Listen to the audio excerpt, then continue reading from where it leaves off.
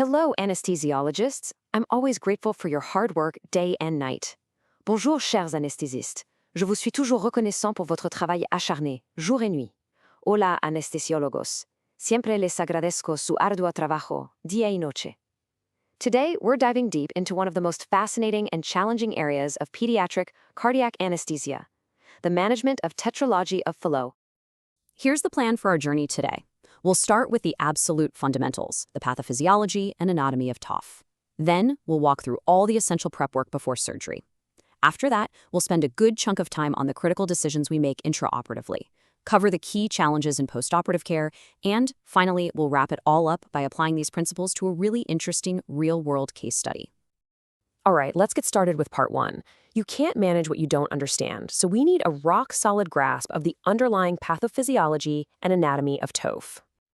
So what is Tetralogy of Fallot? Well, it was first described way about in 1888, and it's defined by this classic tetrad of malformations. But it's crucial to remember these aren't just four random separate problems. They're all interconnected. It really all stems from a single developmental issue. The conal septum is deviated anteriorly and to the right. This creates that large VSD, and it also causes the aorta to sit right on top of it. That's our overriding aorta. This deviation also narrows the path out of the right ventricle, giving us the right ventricular outflow tract obstruction. And what's the heart's natural response to constantly pumping against a blockage? It gets muscular. And that's our fourth feature, right ventricular hypertrophy. It's a perfect cascade of anatomical consequences. This comparison right here is just fantastic for understanding our surgical goals. On the left, you've got the uncorrected heart. You can clearly see the problem. That deoxygenated blue blood in the right ventricle has a very easy path across the VSD and straight into the aorta, which is why these children are cyanotic. Now look to the right. This is the surgical solution. The VSD is patched closed, which forces all that lovely red blood from the left ventricle into the aorta where it belongs. The surgeon has also widened the outflow tract to direct blood properly to the lungs.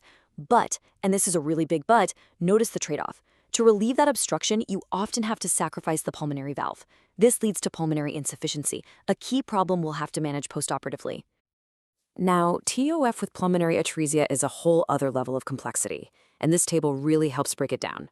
The absolute critical factor is, where is the blood for the lungs actually coming from? In groups 1 and 2, the basic plumbing is more or less there, and a patent ductus arteriosus, a PDA, provides that vital blood flow. These are the classic ductal-dependent neonates we hear about. But when you get to groups 3 and 4, the situation is far more chaotic. The native pulmonary arteries are either tiny or just don't exist, and the body has created its own messy workaround, these major aortopulmonary collateral arteries, or MAPSCAs. For us as anesthetists, this means we're dealing with a patient whose entire pulmonary circulation is fragile, unpredictable, and often quite tenuous. So how does this anatomy actually lead to cyanosis? Well, it's all about the right-to-left shunt. As this diagram beautifully illustrates, the deoxygenated blue blood comes back to the right heart as normal. But because of that outflow obstruction, it's much easier for that blue blood to just cross the VSD and mix with the red blood in the left ventricle, rather than trying to force its way to the lungs. This gives us what we call a QP-QS ratio of 0.5 to 1. Now, think of QP as pulmonary flow and QS as systemic flow. This ratio means for every liter of blood going to the body, only half a liter is going to the lungs to get oxygenated. The end result of all this mixing is a systemic oxygen saturation of just 81%. And of course, the more severe the obstruction, the more blood shunts and the lower the saturation will be.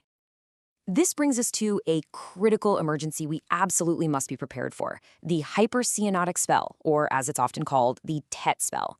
These are, frankly, terrifying episodes of profound hypoxia. They can be triggered by simple things in an infant like crying or feeding. What's happening is an acute spasm in the muscle of the right ventricular outflow tract, which essentially slams the door to the lungs completely shut. This forces nearly all the deoxygenated blood across the VSD, which kicks off a vicious cycle of worsening hypoxia, which leads to acidosis, which causes a drop in systemic vascular resistance, which only encourages even more right-to-left shunting. Breaking this dangerous cycle requires a very rapid, multi-pronged attack, as you can see laid out here. Our strategy really has three main goals. First, we need to improve oxygenation and reduce oxygen demand, so we give 100% oxygen and sedate with morphine to calm the child. Second, and this is absolutely crucial, we must increase systemic vascular resistance to essentially push back against that shunt. The knee chest position does this mechanically, and a vasopressor like phenylephrine does it pharmacologically. Third, we try to manipulate the preload and the outflow tract itself. A fluid bolus can increase preload and maybe help stent open the tract, while a beta blocker like esmolol can directly relax that infundibular spasm. And finally, we have to correct the severe metabolic acidosis with bicarbonate because acidosis itself will absolutely tank the SVR that we're trying so hard to support. While definitive repair is always the ultimate goal, some infants just aren't big or stable enough for it. Palliative shunts are a critical bridge designed to artificially increase pulmonary blood flow. The modern standard is the Modified Blalock-Taussig Shunt, or MBTS, which uses a Gore-Tex graft. It's a controlled, predictable way to get more blood to the lungs. You might hear about the historic shunts like the Waterston and Potts. Those were direct connections between the aorta and pulmonary artery. They've been abandoned because they were incredibly difficult to size correctly. You could end up with not enough flow, or even worse, catastrophic pulmonary overcirculation that damages the lungs and makes the final repair much, much harder. Right, now for part 2, preoperative evaluation and preparation. Let's be honest, a safe anesthetic starts long before the patient even enters the operating theater. Our preoperative evaluation has to be absolutely meticulous. We need to look far beyond the basics. For an infant, feeding is their exercise stress test. So you ask the parents, does the baby get sweaty or more blue during a feed? That tells you a huge amount about their cardiac reserve. Failure to thrive can be a sign of underlying heart failure. And critically, if they have a prior MBTS, you must check the pulses and blood pressures in both arms. The arm on the side of the shunt may be completely unsuitable for an arterial line or even a cuff. And always remember to think about associated anomalies. TOF has a known link with DeGeorge syndrome, which can bring its own challenges, like hypocalcemia. Sticking to specific NPO guidelines is essential to prevent aspiration, of course, but we also have to be careful to avoid dehydration, which can increase blood viscosity and the risk of thrombosis in these polycythemic patients. The 2-4-6-8 rule is a reliable standard. A well-planned pre-medication is just as important. A crying, agitated child can easily precipitate a TET spell, so a calm, smooth induction is paramount. Oral midazolam is often enough, but for a more anxious child, especially one who's had previous procedures, combining it with oral ketamine is an absolutely excellent strategy. Ketamine is a superb choice here, as it supports both heart rate and that all-important systemic vascular resistance. Right then, let's move into the operating theater for part 3, intraoperative management. This is where all our understanding of the pathophysiology is really put into action. The central anesthetic strategy before going on cardiopulmonary bypass is a very delicate balancing act. Our primary goals are to maintain heart rate and preload to ensure we have adequate cardiac output. We must aggressively maintain or even increase systemic vascular resistance to discourage that right-to-left shunting. At the very same time, we have to avoid any increase in pulmonary vascular resistance, which would only worsen the RV outflow obstruction. To do this, we actively employ strategies to reduce PVR. We use a high FiO2, we induce a mild respiratory alkalosis through hyperventilation, and we meticulously avoid acidosis, which is a potent pulmonary vasoconstrictor. Inhalation agents are a classic double-edged sword in this situation. As the table shows, they do have the beneficial effect of decreasing pulmonary vascular resistance, which is fantastic for us. But, and it's a big but, they also cause a dose-dependent drop in systemic vascular resistance and myocardial contractility, the two things we absolutely need to support. So what does this mean in practice? It means if you're using a volatile agent for maintenance, you should have a phenylephrine infusion already running or at the very least ready to go. You must be prepared to actively counteract the negative hemodynamic effects to leverage the positive ones. It's all about careful, vigilant titration.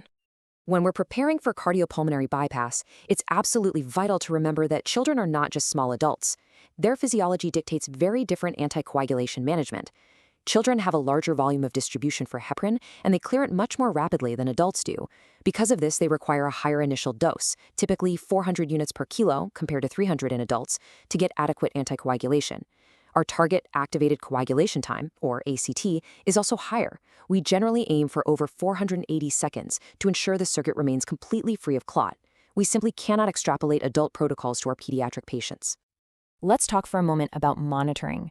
While it's standard in all anesthetics, the end-tidal CO2 trace is particularly valuable in TOF patients. You have to remember that end-tidal CO2 is a brilliant surrogate for pulmonary blood flow.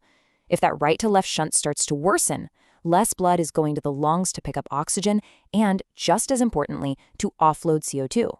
Therefore, a gradual creeping drop in your end-tidal CO2 value can be your first subtle warning that the shunt is increasing, often appearing even before the pulse oximeter reading begins to fall.